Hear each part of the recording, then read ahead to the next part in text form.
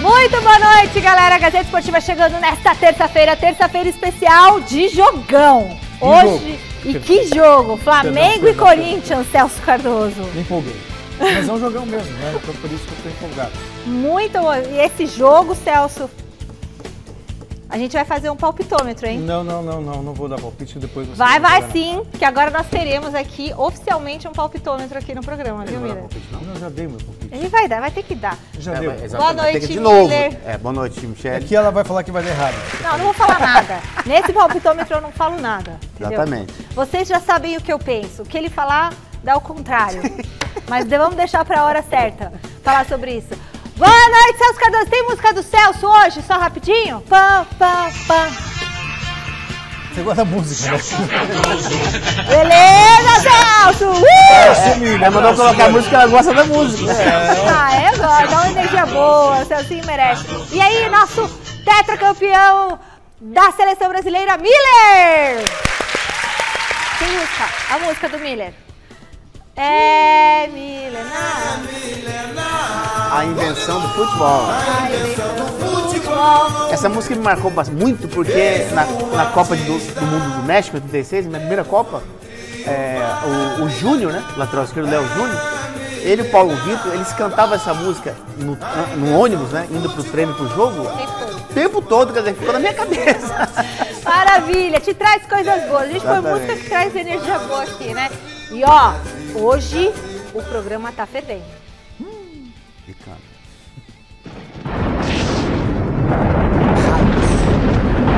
Raio, trovão, tudo. Ó, e aqui no estúdio tem raio também, tem trovão, tem míssil. Ó. Claro. Aliás, vai ter um tornado passando aqui, vocês viram isso? Cuidado, hein? Ninguém vai surfar amanhã, que vai vir um negócio aí de vendaval, ventania perigoso, que vai do sul até acima do Rio de Janeiro. Previsão do tempo, vejam no Jornal da Gazeta o que vai acontecer amanhã.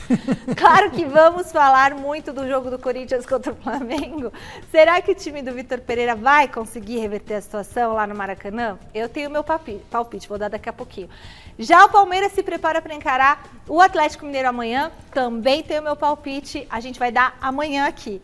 E o São Paulo tem duelo da Sul-Americana contra o Ceará, para fechar a vitória do Santos contra o Coritiba, que o Celso Cardoso falou que era difícil, que no Couto Pereira era difícil, e eu falei que é da Santos. Só para recuperar, é bom deixar bem claro. Antes, a gente tem dicas para você. Respira. Né? Gente, que tenso. É isso, pessoal. É dia de jogão pela Libertadores. Será que dá pro Corinthians? Tem que ter esperança, não é? Esperança não é a última que morre. O Flamengo abriu uma boa vantagem aqui em São Paulo, 2-0, mas vocês sabem que o Corinthians não joga toalha. Quero ver agora a sua opinião na nossa enquete. Quem vai se classificar para as semifinais da Libertadores? É o Flamengo ou é o Corinthians? Se o Corinthians ganhar, pintou o campeão da Libertadores, hein? Porque, né, é aquelas coisas épicas. Então, vamos lá. Você que está em casa vai votar no site gazetesportiva.com e o Celso Cardoso e o Miller vão votar agora. Quem passa, Flamengo ou Corinthians? E é seco. Não é, é provável, é improvável, é não sei o que lá. Quem passa, Celcito? Difícil. Assim, que uma coisa é lógica, né? A lógica não tem como, é Flamengo. É a lógica, eu falo. É a lógica. Eu não sei, tô sentindo cheiro de zebra hoje. Gente, é capaz de dar Corinthians. Sério. Se eu tiver que dar um palpite... O Celso tá dizendo que vai dar Corinthians. O Celso tá dizendo que vai dar Corinthians. Não, o palpite guarda pro palpitômetro. Aqui ele falou que passa o Flamengo. E você? Eu não tenho dúvida que vai passar o Flamengo. É o Flamengo? Não tenho dúvida, até porque nos últimos 5 jogos, a regularidade do time no Brasileiro e nas Copas é muito grande. Mas você nunca viu alguma coisa estrondosa acontecer? Não, porque o Flamengo, Michele, o Flamengo é um time que gosta de se revelar no terreno ilógico. Não tem jeito. Se o Gabigol tiver com dengue, o Rascaeta tiver com diarreia, entendeu? Então tem uma esperança pro Corinthians, porque, é difícil esses jogadores, ultimamente, jogarem mal. É difícil. E olha que o Pedro aqui, contra o Corinthians, Celso, ele jogou mal, Pedro. Só que o Flamengo não depende só do Pedro.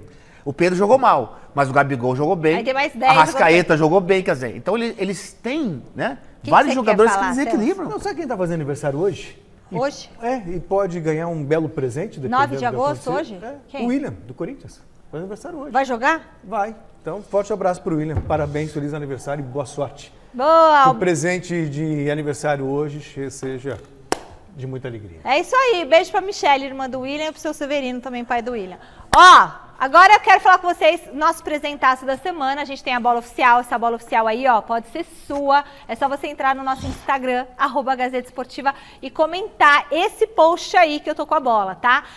Coloca seu nome, coloca a sua cidade e a nossa equipe vai entrar em contato com você. Quem sabe você ganha esse presente do Gazeta Esportiva, tá? Vai lá no nosso Instagram, @Gazeta Esportiva, tá? Marca chama seus amigos para participarem também. Esse é um presente da loja Gold Placa lá de Santo André. Brigadão. Olha, torcida do Santos. Que vitória foi aquela ontem no Couto Pereira, hein? Que vitória! Vamos ver como que foi o jogo do Peixe no encerramento da 21ª rodada do Brasileirão?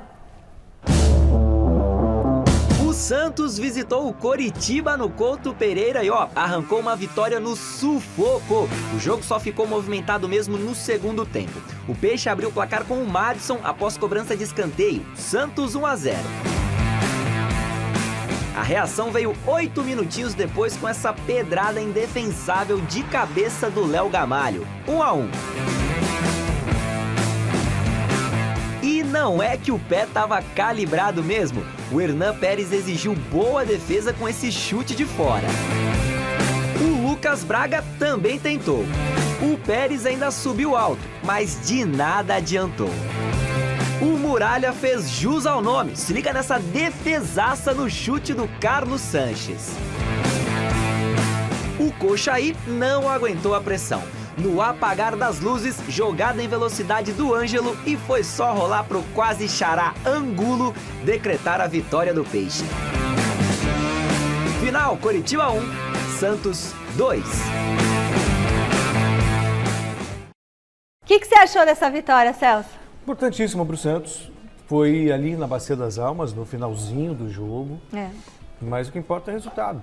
Em termos de manutenção na primeira divisão, em termos de recuperação, foi fantástico. Primeiro, porque esse também é um jogo de 6 pontos da parte de baixo da tabela. Então o Coritiba corre risco de rebaixamento. Se o Santos perde o jogo, a diferença era de 5 pontos, ia permitir que o Coritiba se aproximasse. Sim. Não, o Santos aumentou a vantagem, se distanciou da zona, aquela zona complicada ali, que é a zona do rebaixamento, e deixou o Coritiba mais perto também. Portanto, em termos de futuro, foi uma vitória fantástica. Fantástica. E aí, Miller? O jogo, tecnicamente, foi ruim, né? Bonito foram os gols, claro, né? O gol é a prima-dona da festa do futebol. E o Lisca, ele, no segundo tempo, ele colocou o Ângelo. Para mim, é o melhor jogador do Santos, no ataque. Tanto é que o segundo gol, o gol da vitória, foi uma jogada do Ângelo, não foi, Celso? A jogada dele, ele caminhou 30 ou 40 metros, fez a jogada dentro da área e serviu o seu companheiro, quer dizer. Então, o gol foi bonito pela jogada que o Ângelo fez. Então, é uma vitória importantíssima para o Santos, né, Michele? O Santos que é um time que nem o São Paulo, é um time que está em reconstrução, até porque tem um treinador novo. Sim. Então, é um time que está em reconstrução, assim como o São Paulo. Então, por isso que está tendo mais dificuldade no campeonato, porque não tem uma identidade hoje. Se o time não tem uma identidade, as coisas ficam mais difíceis, principalmente no Campeonato Brasileiro, que é muito difícil, até porque você pode ver que da zona de rebaixamento para metade da tabela, os pontos são poucos. Muito bem, eu já te perguntei isso e vou perguntar de novo. Quanto tempo leva para um treinador conseguir dar uma identidade para o seu time de futebol? De 5 a 10 jogos. Agora, o Santos não vai ter esses 5 ou 10 jogos. Porque o campeonato, porque os adversários são difíceis, né? Você vai pegar adversário de confronto, vai pegar adversário que está lá embaixo da tabela, vai pegar adversário que está brigando pelo título, quer dizer, então, para o Santos e para o São Paulo, essa dificuldade no brasileiro, ela fica mais clara. Beleza. Olha, seguimos com o Santos, agora com o nosso José Paes, direto da nossa redação do Esportes. Boa noite, Zé. As substituições do Lisca surtiram efeito ontem? Fala, Mi, boa noite pra você, boa noite pra todo mundo que tá acompanhando a gente aí. Pois é, as substituições ontem do Lisca surtiram efeito, já tinham surtido efeito também na partida lá contra o Fluminense, na Vila Belmiro. O Santos estava perdendo por 2-1 naquela ocasião, aí o Lisca fez algumas mudanças, colocou o Rodrigo Fernandes, colocou o Ângelo, coisa acabou dando certo. E ontem, de novo, pra alegria do Guilherme Medeiros, o nosso santista aqui da redação, o Lisca mexeu no time. O primeiro tempo foi muito ruim, sofrível, difícil de assistir. No segundo tempo tivemos essas mudanças aí do técnico Lisca na equipe do Santos e aí a coisa engrenou, o Santos acabou vencendo por 2-1, o Santos está na 9ª colocação ali do Campeonato Brasileiro com 30 pontinhos, mas está só a 3 do G6, do Internacional, que é a primeira equipe ali no G6 do Campeonato Brasileiro. Então vamos ouvir o Lisca, sempre com muito bom humor, o nosso Lisca doido, falando sobre essas mudanças, sobre a mão dele tá certinha para fazer as substituições nesse time do Santos. Vamos conferir o Lisca. Eu fui o burro com sorte hoje, né? O livro do Levir Coupe, né? Lá eu tinha botado o Rodrigo e o Ângelo, os dois fizeram a jogada para o Marcos fazer o gol. E hoje o Ângelo e o Angulo, o Ângelo ainda, se eu não me engano, foi o Castan, tentou calçar ele ainda, mas o moleque foi valente, ficou em pé, acreditou na jogada e a gente acabou matando o jogo na hora certa e virar essa chave de fora de casa, né? Nós temos muito mais jogos fora do que dentro de casa nesse turno. Essa tabela que eu cheguei bem apertada, né, cara? 30 pontos. Precisamos aí pelo menos de mais aí, vamos lá, alguns 20, 25 pontos para chegar numa Libertadores, que é o nosso sonho, né? E 15 para acabar com esse pesadelo aí, né? Que o Santos vem brigando muito por, né, questão de rapidez, que eu cheguei no Paulista, aí depois no Brasileiro, e são situações que nos deixam alerta, né? Nos deixam alerta e nós temos que estar muito atentos também para não deixar essa turma de baixo chegar. Tá, então o Lisca sempre muito bem-humorado, nosso Crazy Lisca, o Lisca doido falando aqui no Gazeta Esportiva. Mas tivemos cenas lamentáveis ontem lá no estádio Major Couto Pereira, em Curitiba, na capital do Paraná. Temos as imagens aí para mostrar, Fini, por gentileza.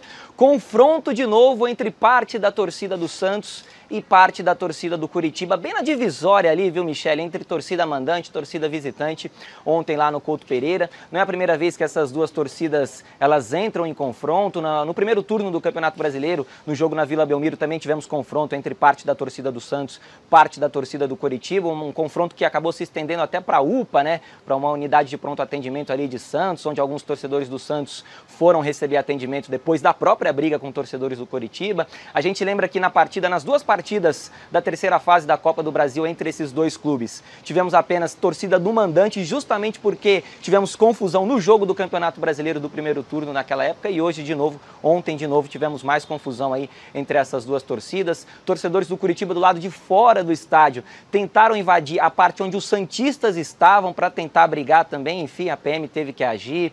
Foi uma confusão danada, então tá feito o registro aí dessa situação lamentável. Falando um pouquinho do mercado da bola do Santos que acertou aí a contratação de mais um reforço, um meia argentino, estava lá no Argentino Júnior, o Gabriel Carabarral, 8 milhões de reais aí cerca essa contratação, jogador que está chegando aí para reforçar esse elenco do técnico Lisca.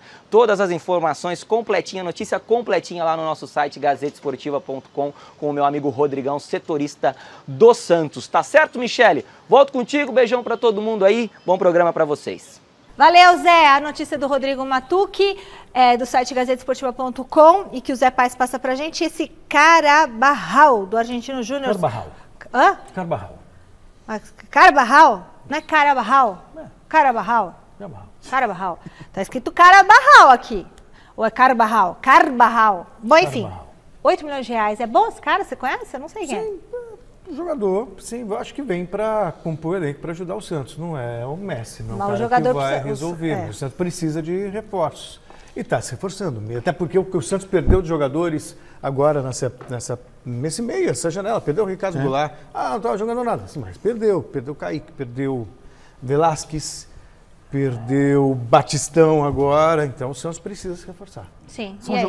É o tipo de jogador, Michele, que se ele não tiver um entorno com qualidade, ele vai ter muita dificuldade para se adaptar. Porque ele é meia, né? Exatamente. E o meia, principalmente, o meia tem que ter a cereja. Né? Rascaeta, Rafael Veiga. É o coração ali, né? É o cara dá aquela bola decisiva, entendeu? Então como é que ele vem? Ele vem para ficar tocando bola de lado? Ele vem para compor elenco? Ele vem para ser o terceiro volante? Esta é a minha contestação. é um jogador que não inspira muita, né, pompa. Vamos ver na prática o que ele vai mostrar para a torcida do Santos. Muito bem. Agora é o seguinte, vamos fazer um contato com o Osmar Garrafa ou eu vou dar um recadinho? Posso com o Garrafa? O Osmar Garrafa está lá na Barra Funda. Boa noite, Osmar Garrafa. Me diz uma coisa, o Rogério Ceni falou sobre questões do elenco do Tricolor, é isso? Boa noite, Michele Janela. Boa noite a todos que acompanham o Gazeta Esportiva. Michele, o maior problema, não só do Rogério, mas dos técnicos de um modo geral, né? Daqueles que estão em 3 frentes, ou disputaram pelo menos 3 competições, alguns já saíram de competições. O Palmeiras, por exemplo, está em 2 nesse momento, o São Paulo ainda está em 3. O Corinthians até hoje ainda está em 3, né? Mas isso é um assunto daqui a pouco para ser falado sobre esse Corinthians e Flamengo. O problema é a montagem de elenco reduzido, maratona de jogos.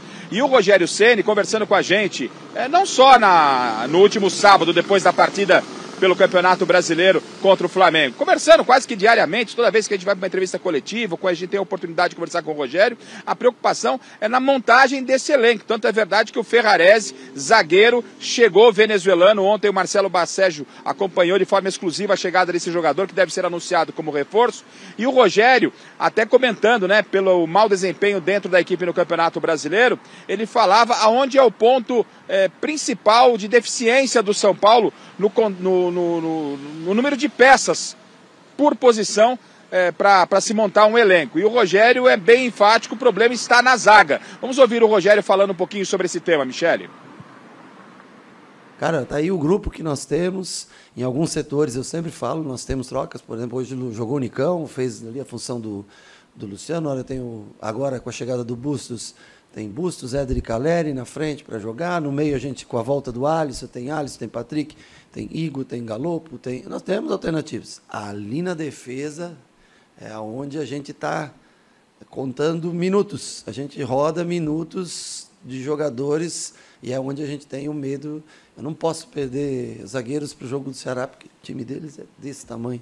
Então, eu tenho que contar os minutos de cada um. Infelizmente, é o setor que a gente sofre um pouco mais.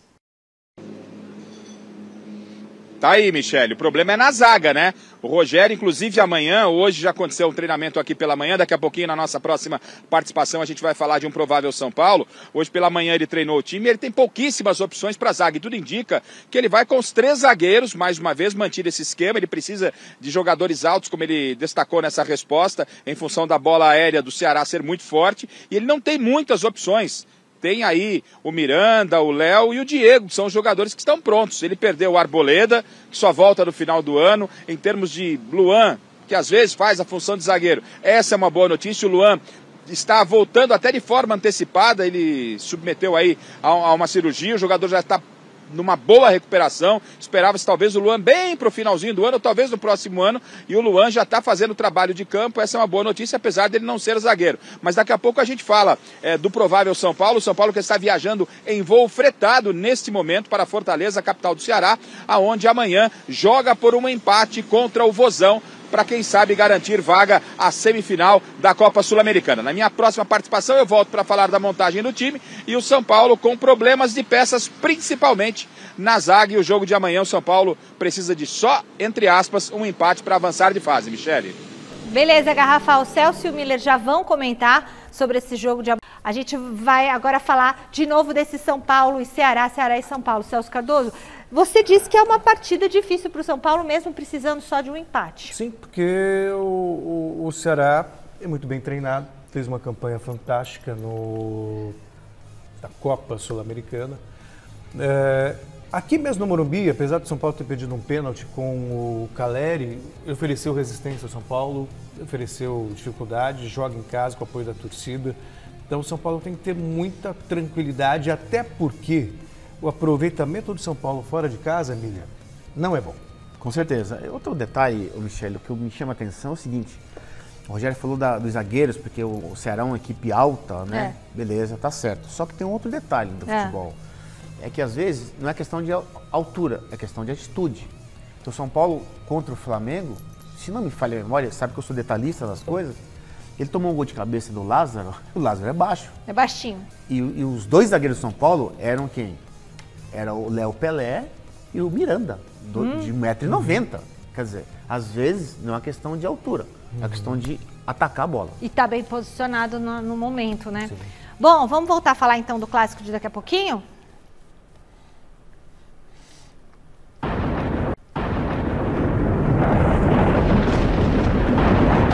Olha, tá vindo, inclusive, um furacão aí, né? Uma frente fria.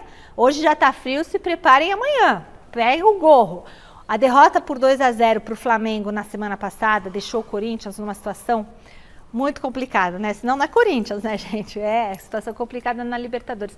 Mas será que a situação ficou impossível? Olho na reportagem do Salazar.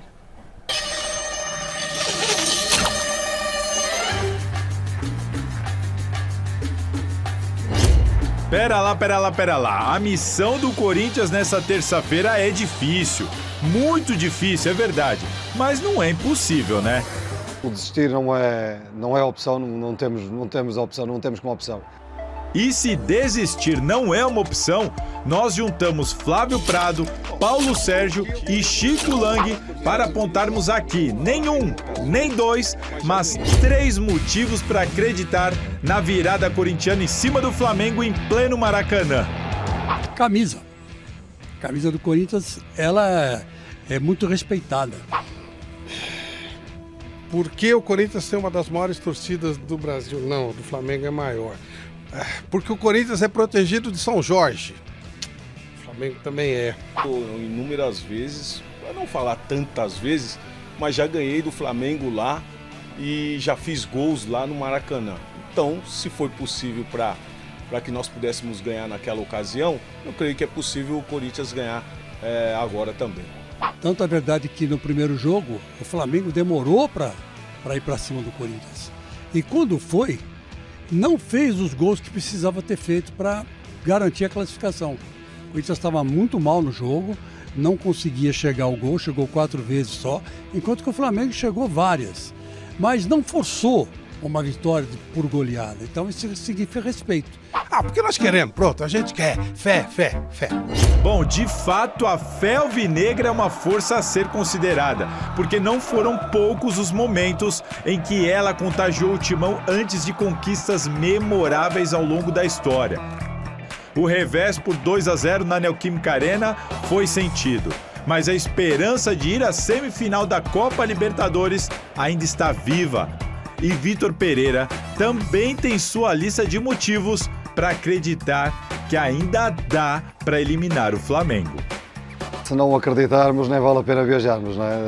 O corintiano é mesmo assim, o espírito de superação, o espírito de caráter, determinação. Vamos competir, vamos competir pela eliminatória com organização, com caráter, com determinação, superação, espírito de superação, e temos que acreditar.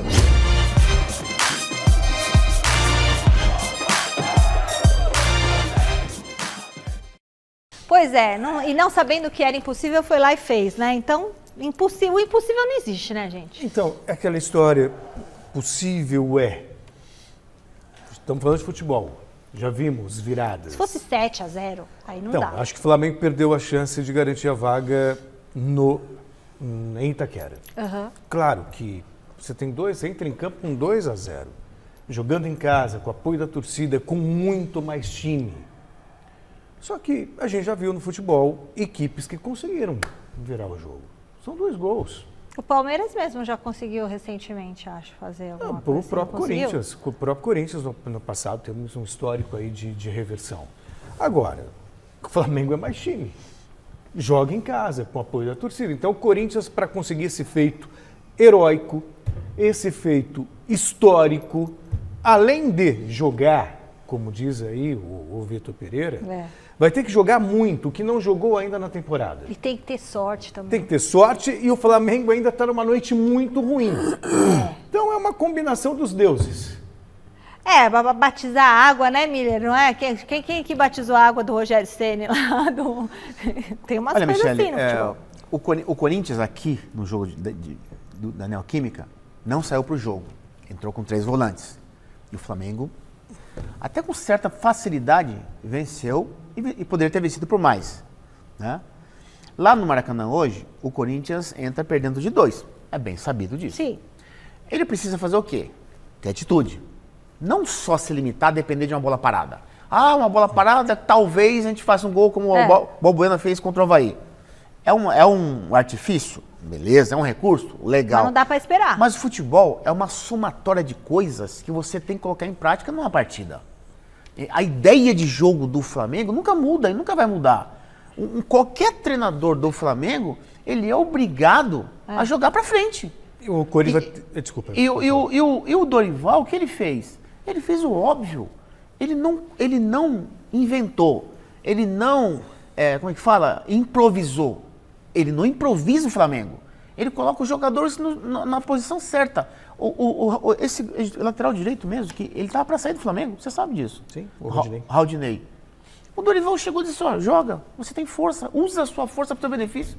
O Rodinei só fez isso. Então o Vitor Pereira errou no primeiro jogo aqui com 3 volantes, Celso? Não sei, num primeiro momento ele estava segurando o Flamengo não tinha feito nada. Quer dizer, depois do resultado é fácil você criticar, mas ele anulou o Flamengo. Mas o Flamengo faz um gol numa jogada genial do Arrascaeta numa falha do Cantillo. Ô Michele, se você entra, se um treinador entra, o Celso sabe disso, com 3 zagueiros contra o Flamengo, qualquer time, tá. Ele tá pensando o quê primeiro? Vou me defender. Dentro de casa. Mas precisava atacar. Dentro de casa. E agora lá precisa atacar. E agora precisa atacar ou atacar. Quer dizer, o Flamengo é um time que joga e deixa jogar. O que o Dorival fez? Por que o Dorival prioriza o Gomes lá, o garoto, e o Pedro Gomes e o Thiago Maia de volante? Por quê? Por quê? Porque são jogadores, além de serem bons na saída de bola, eles têm uma pegada, eles têm força. Mas é o seguinte também, agora vai jogar com 3 zagueiros hoje, aí depois vai tomar um monte de gol, talvez 3 volantes, mas enfim, se o Corinthians quiser sair de lá com um bom resultado nos primeiros instantes, já começa tem que marcar a saída de bola do Flamengo, dificultar essa saída de bola, tentar roubar uma bola. Quando fez aqui, o Mosquito quase fez um gol. Se faz 1-0 lá cedo, pode mudar a história. Primeira coisa que o Corinthians tem que fazer, Celso. Marcar a saída de bola do Flamengo. Eu acho que é rezar. É rezar, fazer um jejum, uma oração, uma promessa e aí fazer um gol logo de cara. Qual que é a qualidade do Flamengo, além lá na frente, que é a criação, finalização, é a qualidade na saída de bola. Tem mais Corinthians no Gazeta Esportiva. Thiago Salazar chegando direto da redação com informação do Timão e também do Flamengo. Boa noite, Salazar. Boa noite, Michele, a todos que estão acompanhando aqui o Gazeta Esportiva. Bom, vamos pegar esse bonde já que vocês estão falando do Flamengo. Daqui a pouquinho eu volto com mais informações sobre o Corinthians. Mas vamos falar um pouquinho do Flamengo, desse jogão de hoje, 9h30 da noite, lá no Maracanã. Um jogo que terá arbitragem uruguaia, um jogo que vale um prêmio também de 2 milhões de dólares a ser pago pela Comebol, que é equivalente hoje a 10 milhões de reais. Então, quem avançar às semifinais vai receber esse prêmio da Comebol. E o Flamengo que chega como grande favorito, afinal, o time rubro-negro não perde há 8 jogos, são 8 jogos de invencibilidade. O Flamengo vai jogar no Maracanã lotado, onde tem um aproveitamento de quase 80% dos pontos disputados.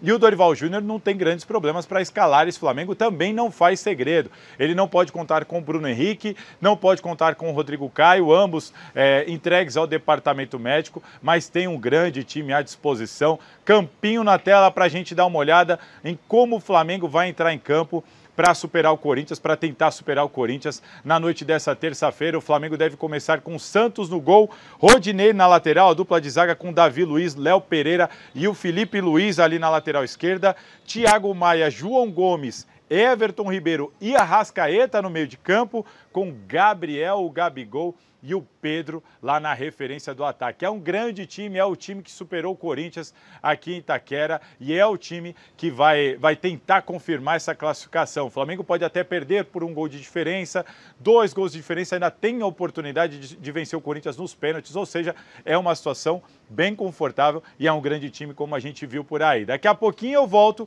que tem muita informação do Corinthians com escalação e com repercussão que já está gerando algumas mudanças que o VP deve fazer. Daqui a pouquinho eu volto para falar mais sobre isso, Michele.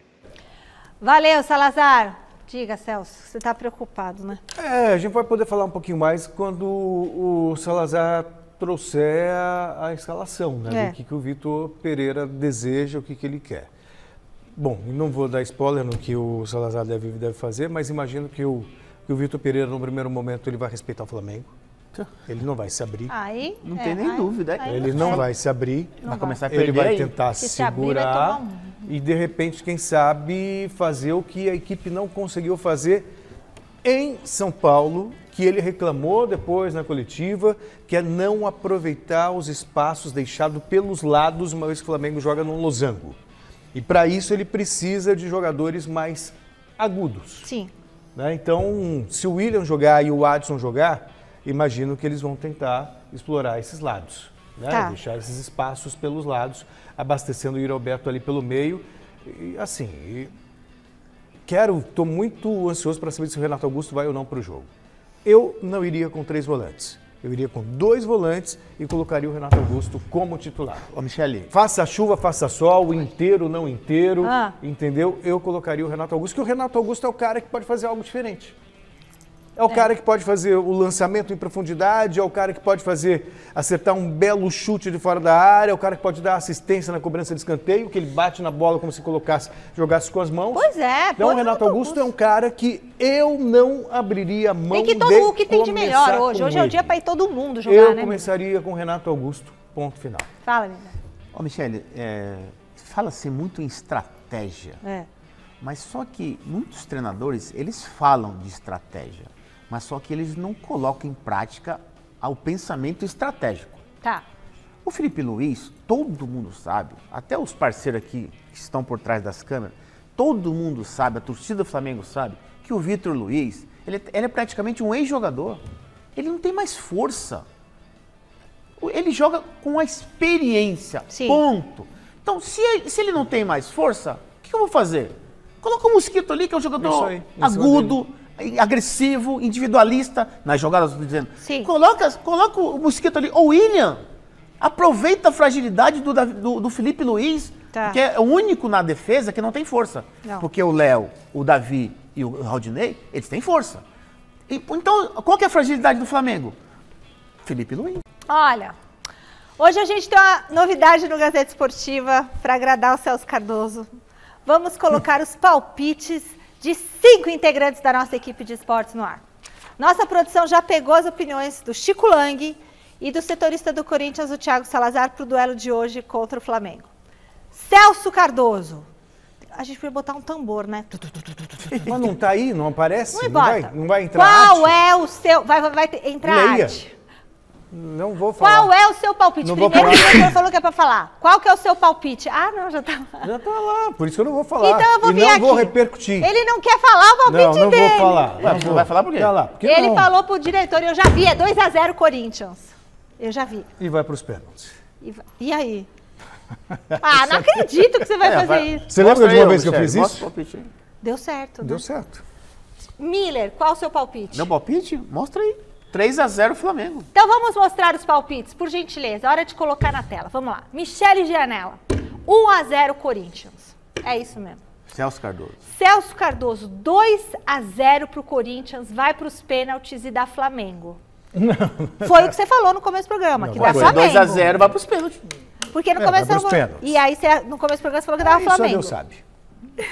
Ué, ô Celso, se é 2-0, vai pros pênaltis. Vai pros pênaltis. Nosso Dá. palpitômetro. É isso aí. Chico Lang. Dá Flamengo e sai com a cabeça erguida. 7-0 pro Corinthians, Chicão. Se der esse 7-0, eu ando pelado na Paulista. Oi? Esquece. Ah, você olha. O Miller, 3-0 Flamengo. Nossa, sério, Miller. O Flamengo vai passear hoje. E o Salazar, 2-1 pro Flamengo. Eu acho que vai ser assim, sabe? Eu acho que é capaz... Não, o Corinthians não ganha lá? Ô, Michele, que eu te falei pra você, eu acho impossível, achar não é saber, mas eu tô dando um palpite. Eu acho impossível o Arrascaeta, o Gabigol e o Everton Ribeiro... Não fazer gol hoje. Eles jogarem mal, não fazer gol. Eles jogarem mal. Até porque a confiança deles está lá em cima. O Dorival, que é um ex-jogador, fez o quê? Olha, distribua as camisas e vocês sejam felizes. Vão brincar, vão se divertir. Esses mesmos jogadores com o Paulo Souza, você sabe disso, eles estavam muito mal. As primeiras 3 partidas do Campeonato Brasileiro... Pode pôr o palpitômetro na tela. As primeiras 3 partidas do Brasileirão, o Flamengo perdeu.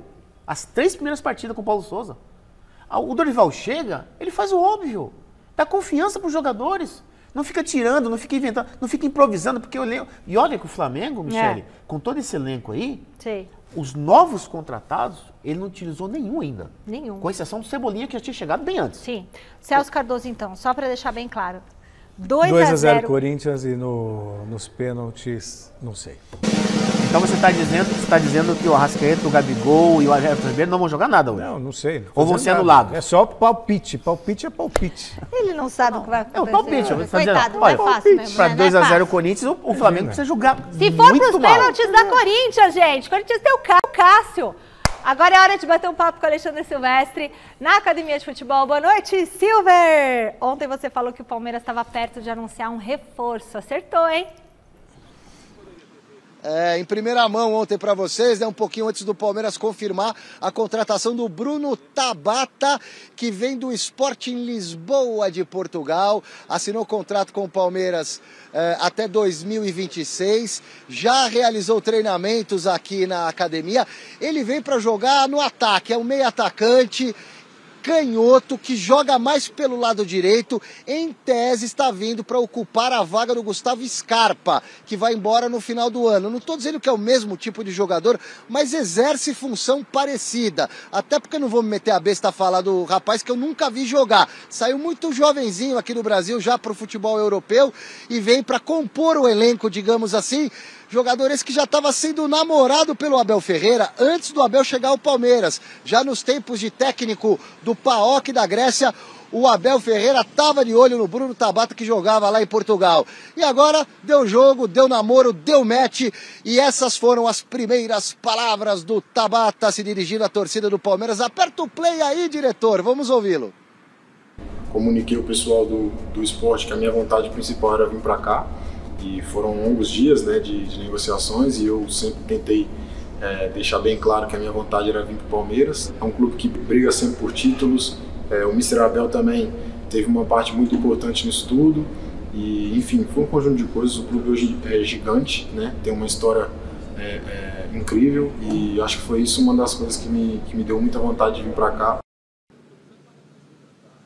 Eu quero mais, Michele. No finalzinho do programa eu volto para falar mais de Palmeiras, projetar o time que tem jogaço amanhã contra o Galo, valendo a vaga na semifinal, uma das vagas da semifinal da Libertadores da América, ingressos praticamente esgotados, talvez até o maior público do Palmeiras em todos os tempos aqui no Allianz Parque. Vamos projetar esse time, vamos trazer também a palavra do Rony, que pode ser novidade na equipe titular. Até já. Até já, Silveira. E olha, chove em tudo menos no Silvestre, né? Ele é realmente um homem protegido. Fala, Celso. Fosse o Garrafa... Tava todo molhado, né? Enfim, outro jogaço amanhã, aberta a disputa. O empate que o Palmeiras conquistou lá em Belo Horizonte foi fantástico. Dá uma força psicológica, moral, gigantesca. Mas ainda assim é outro jogo. É outro jogo, o Atlético é muito forte, não vive um bom momento. Eu diria que o Palmeiras tem um leve favoritismo jogando em casa. Olha, Michele, para mim o Palmeiras vence. O Palmeiras está num momento, assim, uma regularidade muito grande. Tá. O Atlético perdeu aquela confiança lá do Cuca do ano passado. Sim. Não tem mais, né? Lógico, pode readquirir pela qualidade que tem, mas para mim o Palmeiras é favorito e vence em casa, jogando em casa. O Palmeiras dificilmente perde. Agora, esse Bruno Tabata, bom jogador, hein? Ele é melhor que o Scarpa. Ah, é? Ele é melhor que o Scarpa. O Scarpa bate bem com a bola parada. O Tabata não tem essa qualidade. Mas o Tabata, ele gosta de fazer gol. É mesmo? Mas olha... A olha... esquerda dele, você vai ver. Ô, Miller, seu palpite para esse jogo de amanhã? Palmeiras 2-0. 2-0 e você, Celso? O meu já tá lá com o nosso querido... Ah, já tá lá? Mas você não quer falar, não? Amanhã o Celcinho não tá aqui, não tô aqui, mas o palpite dele tá. Tá, eu não estarei, mas meu palpite estará. Mas seu corpo, assim, né? Mas tá, o palpite mas você acha que, tipo assim, vai dar Galo, vai dar Palmeiras? Não vou falar. Assista ao programa amanhã. Pelo amor de Deus. Mas amanhã não chegou ainda. Então conta, diretor, qual que é? Proibido, Fini, de contar. Só amanhã, ele não contou pra mim. Amanhã. Ele não contou, o Fini também não contou pra mim. Amanhã. O programa é amanhã, hoje é... Então veja. Não vamos boicotar a audiência. Então você quer saber, mas eu já falo o meu. 3-1 Palmeiras. Pra mim, 2-0 Palmeiras. Bom, bora pro CCT da Barra Funda fechar o noticiário do São Paulo com o Garrafa. Garrafa, aí tá chovendo, parece, né? Como que tá a preparação pro jogo de amanhã com o Ceará? Você gosta, né, Michele? Só que aqui, ó, O Silvestre, ele tava numa área mais descoberta, mas não tá aquela chuva do jeito que você gosta. Tava uma garoinha e tal, mas o Silvestre tava tomando garoa. Aqui, exatamente nesse ponto onde eu tô, aqui em cima tem uma árvore boa, uma boa copa de árvore aqui.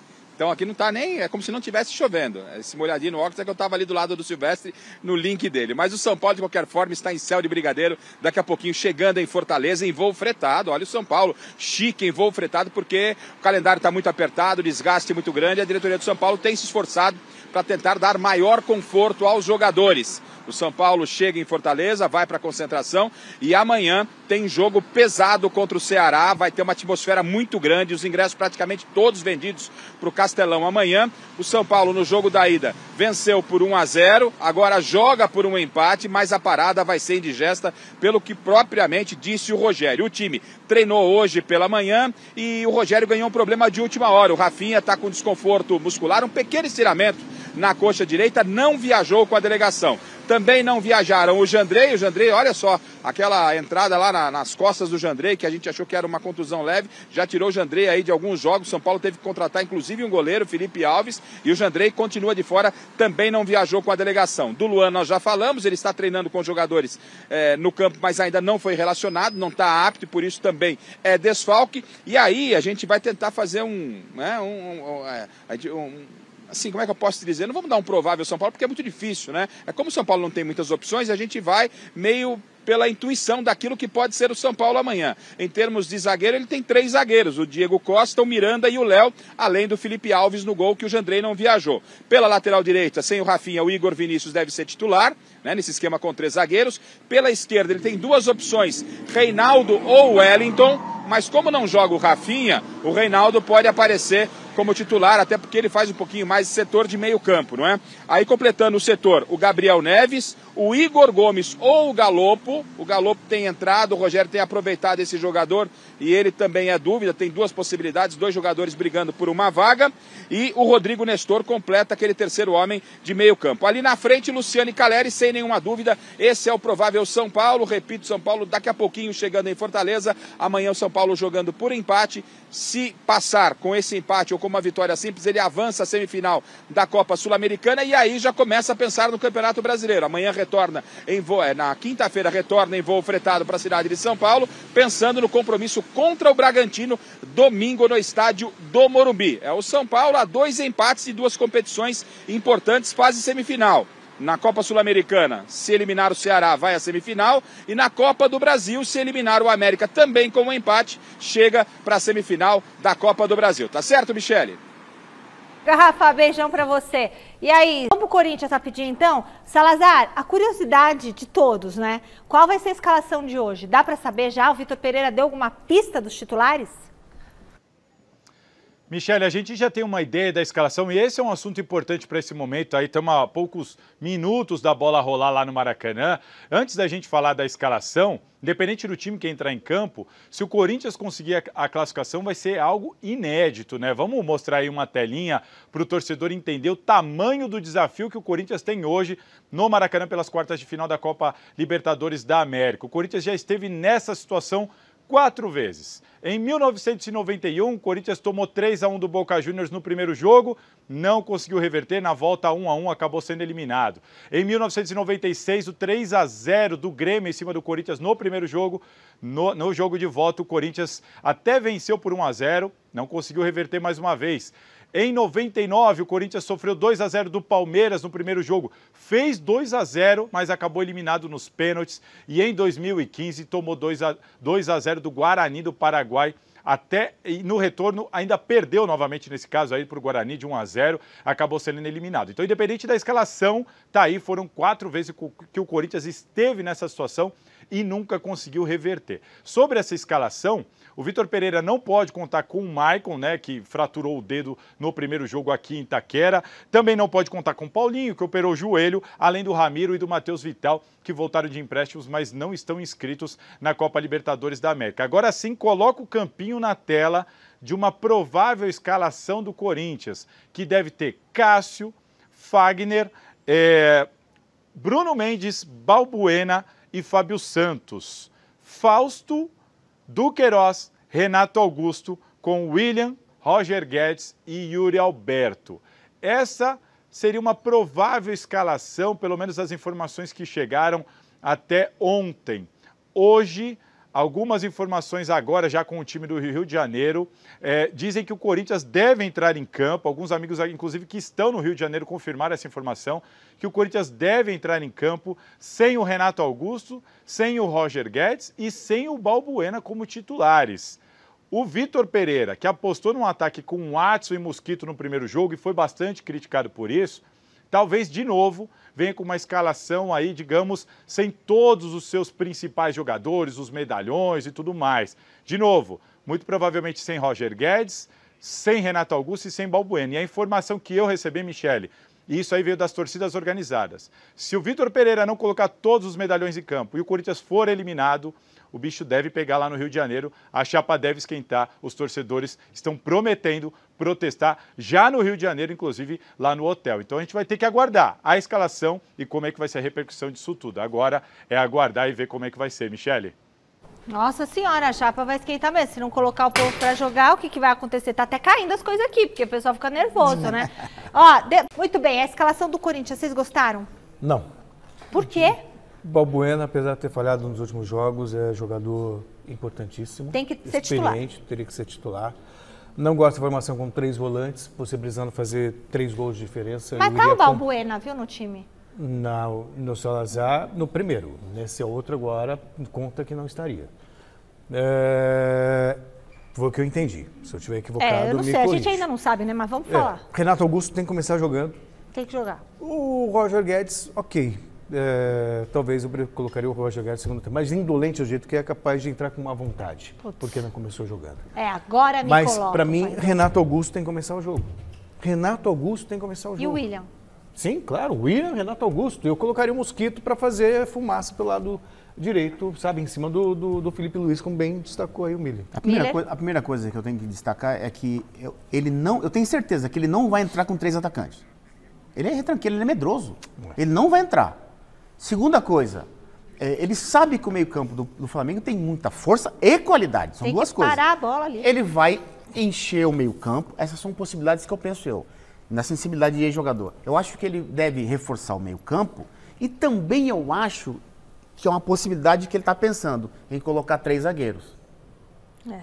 O Bruno Mendes, Balbuena e o Gil. É uma possibilidade que ele está pensando. Mas como ele tem medo do meio-campo do Flamengo, ele vai reforçar o meio-campo com 3 volantes, vai sacar o Renato Augusto, é verdade. Ele vai entrar, ele quer colocar pegada, ele não quer colocar talento. Tem que pôr qualidade. Agora, Michele, tem que dar responsabilidade para jogador experiente, não para jovem. Tá pensando que acabou? Nada disso. A gente volta à Academia de Futebol para falar mais um pouquinho com o Silvestre. Você tem a declaração do Rony Silver, é isso?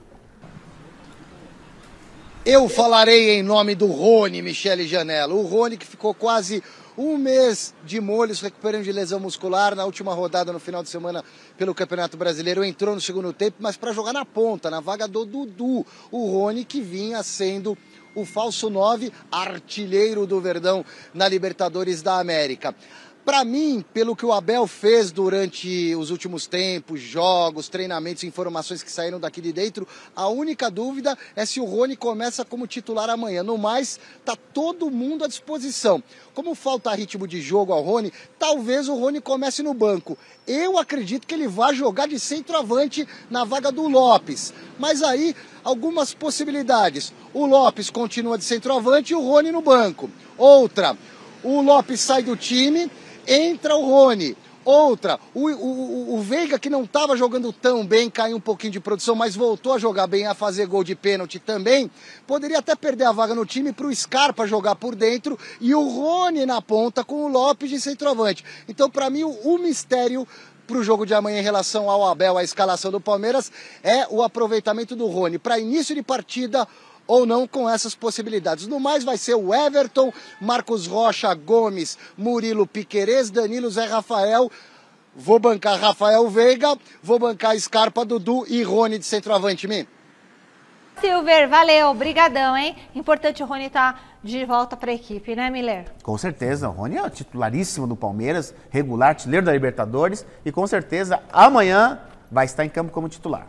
Bom, vamos para a enquete? Quem vai se classificar para as semifinais da Libertadores? A maioria respondeu que é o Flamengo. 64% dos votos, Celso Cardoso. Acabou, turma. É lógico. Acabou. Agora vamos rezar. Amanhã a gente volta com a repercussão de Flamengo e Corinthians e também o pré-jogo do Palmeiras na Libertadores e do São Paulo na Sul-Americana. Tchau, Celso. Tchau, Miller. Obrigado. Beijo. Até amanhã. Vai, Corinthians!